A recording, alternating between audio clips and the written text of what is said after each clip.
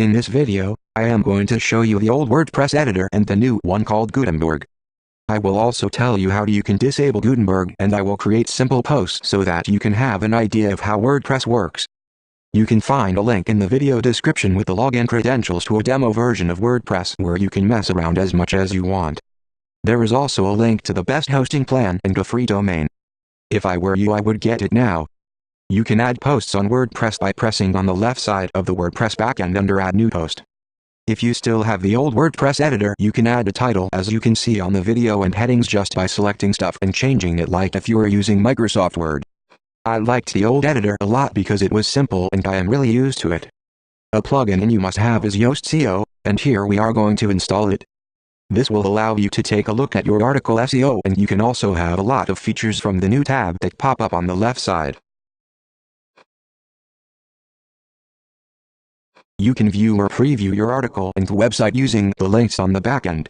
You can use the quick edit menu to unpublish an article and adjust some settings like disable comments on that article, and so on. Now we are going to install Gutenberg, which is the new WordPress editor that will go live in August 2018 and that everyone will need to use. I liked more the old editor, but the concept here is that you will have access to blocks instead of text. You need to get used to blocks, and also some plugins that were working before are no longer working, at least at the current moment with Gutenberg. So, before you turn your website into spaghetti, you should practice Gutenberg a little bit.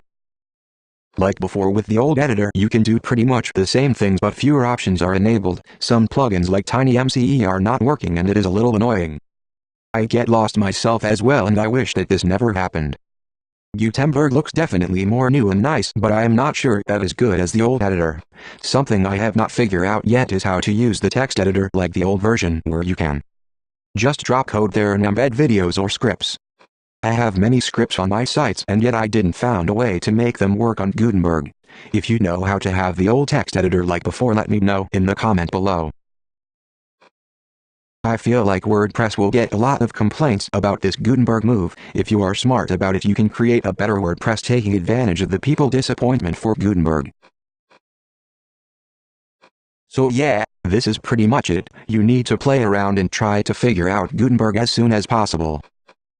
You can change the background color of your blocks, which is useless but something new compared to the old editor, and do other fancy stuff. Still, I don't know why they did this, but there must be a reason. If you like me don't like a lot Gutenberg, you can install a plugin called Easy Updates Manager, and then once it's installed and activated, you can click on Configure and disable automatic updates and WordPress course updates. This will give you a little bit of time to practice Gutenberg and leave the situation relaxed until all the plugins you have installed are fully compatible with the new editor. I hope that you liked this video. Please check out the full article on the video description, put a like and subscribe to my channel and blog to have always nice news on how to make cash online.